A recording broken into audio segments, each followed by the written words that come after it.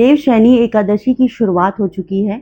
आखिर इसका क्या महत्व है और हिंदू धर्म में क्या कुछ है जो इस समय करना चाहिए, वो जान लेते हैं। हम इस समय इस्कॉन लखनऊ में मौजूद हैं और हमारे साथ लखनऊ इस्कॉन के अध्यक्ष अपरिमेय श्यामदास जी मौजूद हैं।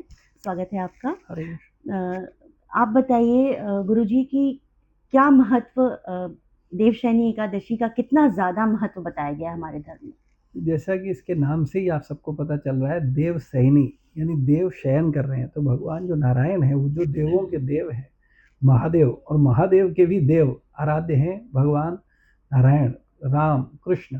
तो भगवान नारायण का क्या है, शयन है, तो इसलिए इसको देव सैनी बोलते हैं। और आज से ही चतुर्मास का भी प्रारंभ होता है। इस एकादशी पर लोग बहुत गंभीरता पूर्वक साधना करना प्रारंभ कर देते हैं और 4 मास तक अपना व्रत करते हैं, जिसे चातुर्मास व्रत बोलते हैं। और कार्तिक मास की जो देवोत्थान एकादशी होगी उस पर भगवान जागते हैं।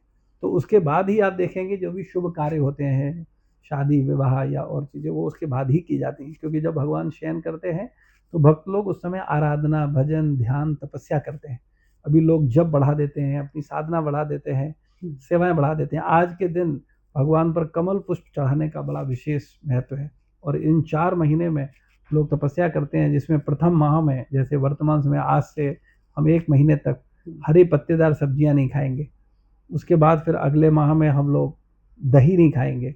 फिर उसके अगले माह में हम लोग दूध नहीं पिएंगे। और उसके बाद फिर हम लोग उड़द की दाल जो है उसका परहेज करते हैं। इस तरह से 4 मास तो तक। इसका क्या साइंटिफिक कारण भी हम देख लें कि जो मौसम बदलता है उस वो भी एक इफेक्ट होता है, उससे भी हम जोड़ सकते हैं इसको? देखिए, आध्यात्मिक चीजें साइंटिफिक ही हैं, हम नहीं समझ पाते हैं, वो अलग बात है। आप देखिए, आज व्यक्ति खा खा करके बीमार पड़ रहा है, ठीक है। वो एक बड़ी, आप देखेंगे जब आप खाते हैं तो स्वाद तो जीव को मिलता है, लेकिन भोगना पेट को पड़ता है और पूरे शरीर को। हम थोड़े सी जिह्वा के स्वाद के लिए कितना कष्ट उठाते हैं, कितनी बीमारियों से ग्रसित हो जाते हैं। तो हम लोग थोड़ा संयमित रहेंगे, अपनी इंद्रियों पर नियंत्रण करेंगे, तो इससे हमारा स्वास्थ्य भी अच्छा रहेगा और हम भगवान के प्रति अपने चित्त को स्थिर भी कर पाएंगे। मन की जो चंचलता है उसमें हमें सहायता मिलेगी स्थिर करने में। अगर एक बार शॉर्ट में ब्रीफ कर दें, जैसे अभी आपने कहा कि एक एक महीने तक क्या नहीं खाना चाहिए, तो वो इन शॉर्ट अगर बता दें कि किस महीने में पहले क्या महीने, नहीं। जैसे अभी जो जो शयनी देवोत्थान एकादशी है, इसके बाद जो अगला 1 महीने बाद एकादशी आएगी, उस तक हम लोगों को हरी पत्तेदार सब्जियां नहीं खानी। और उसके बाद फिर हम लोगों को दही का सेवन नहीं करना है। उसके बाद जो अगला महीना आएगा उसमें दूध का सेवन नहीं करना है। और कार्तिक मास जो चलेगा उसमें हम लोगों को दाल का इस्तेमाल नहीं करना है, उड़द की दाल का सेवन नहीं करना है। अच्छा, इन 4 महीनों में जैसे पूजा, भजन ये सब करना चाहिए। लेकिन नॉर्मल वे में अगर हम देखें तो जो लोग अपने काम-काज में व्यस्त हैं, उनको इतना समय नहीं मिल पाता है। तो उस लिहाज से क्या हम कर सकते हैं? क्या थोड़ी बहुत पूजा अगर नाम जप कर लें, मन में नाम जप लें, तो क्या उसका लाभ मिलता है? देखिए, मन मन में नाम जप करो या जोर से करो, एक ही बात है। बल्कि जोर से बोलने में थोड़ा लाभ ये भी होता है कि आपको भी लाभ मिलता है और जो सुनता है उसका भी कल्याण होता है।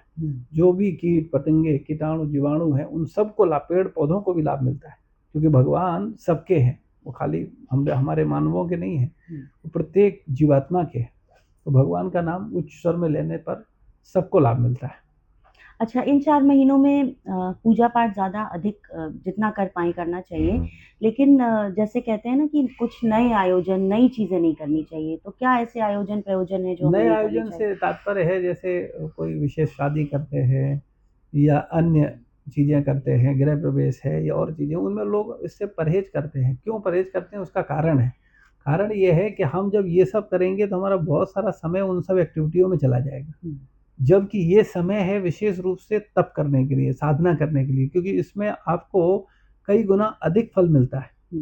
जो आप अन्य डेज में तपस्या करते हो और इन जैसे अलग अलग तिथियों का विशेष महत्व, जैसे अन्य डेज में आप जो साधना करते हो और एकादशी के दिन जो साधना करते हो, उसका एक्स्ट्रा बेनिफिट है। वो तिथि का महत्व है, समय का महत्व है, देश काल परिस्थिति जो बोला जाता है, तो समय का भी बड़ा प्रभाव है। आध्यात्मिक तौर पर जैसे भगवान अब शयन करेंगे और ये कहा जाता है कि 4 महीनों तक सृष्टि का संचालन महादेव करते हैं। तो उसका कुछ उसके बारे में कुछ अगर आप 4 बताना महीने तक सृष्टि का संचालन। सृष्टि का संचालन मतलब कि भगवान शयन करते हैं, तो ब्रह्मा जी तो पृथ्वी को चला रहे हैं, अच्छा, लेकिन समझ गया। महादेव जी एक तरह देखिए, से ऐसा ये है मैं ना, देखिए कोई हमको समझना चाहिए। कई बार लोग बोलते हैं, मूर्खता का हाँ, प्रश्न वो करते शायद हैं। मेरा वो कन्फ्यूजन वो रहा। लोग क्या बोलते हैं, बोले अरे भगवान सो जाएँगे तो हाँ, पृथ्वी वही गोल-मोल हो जाएगी, बिल्कुल, ऐसा बिल्कुल। नहीं है। हुँ, ये कैसे भगवान थोड़ी सोते हैं कभी। हाँ, हाँ। नहीं, नहीं, ऐसा नहीं है। आप इसे समझिए वही मतलब मेरे जैसे, जैसे लेमैन के इसको लिए मैंने इस समझिए जैसे मुख्यमंत्री है, हुँ, प्रधानमंत्री है, राष्ट्रपति है, तो अगर ये सो जाते हैं तो प्रदेश की व्यवस्था खराब हो जाती है हुँ, या देश की व्यवस्था खराब हो जाती है। नहीं, नहीं। वो सोते भी हैं, वो हुँ, खाते भी हैं, वो चलते भी हैं, वो फिरते भी हैं। ऐसे ही हमारे भगवान हैं, वो सोते भी हैं, वो प्रसाद भी लेते हैं। हम लोग तो उनको रोज़ सुलाते हैं। हुँ, 10 बजे ठाकुर जी को सुला देते हैं, सुबह सही 4 बजे उठाते हैं, उनके 8 बार उनका भोग लगता है। हुँ, तो जो ये सब बड़ी गहरी शिक्षा है, जब इनको क्रमबद्ध तरीके से लिया जाएगा तो व्यक्ति इसको समझ सकता है और सीख सकता है। हुँ। लेकिन नॉर्मल व्यक्ति देखेगा तो लोगों को लगेगा अरे पत्थर के भगवान है, भोजन रखा जैसा रखा वैसे ही वापस आ गया, किसने खाया कुछ नहीं, ये सब ढकोसला है, ये सब ये सवाल मैंने इसलिए पूछा क्योंकि सोशल मीडिया पे ना इस तरह की बहुत सारे आजकल चलने लगे हैं, जिससे लोगों को कन्फ्यूजन होता है। जैसे मेरा ये सवाल था तो ज़ाहिर-सी बात है मैंने भी कहीं देखा सुना ही था।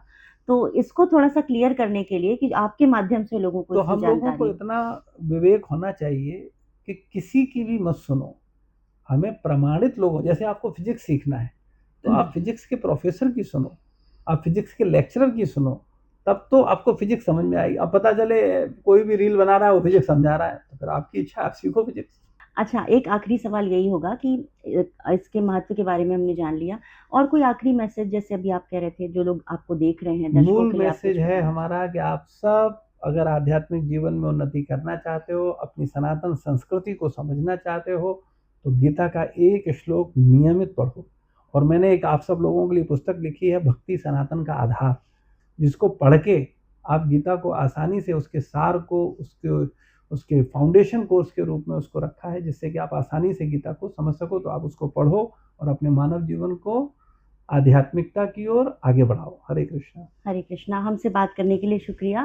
तो इस्कॉन लखनऊ के अध्यक्ष अपरिमेय श्यामदास जी जो ये कह रहे हैं कि अगर ज्ञान लेना है, तो गीता का ज्ञान लेना बहुत ज़रूरी है और सोशल मीडिया पे बहुत सारी भ्रामक जानकारी भी है, उससे दूर रहते हुए जो सही व्यक्ति है, उससे अगर आप कुछ सीखें, तो शायद आपको ज़्यादा लाभ मिलेगा।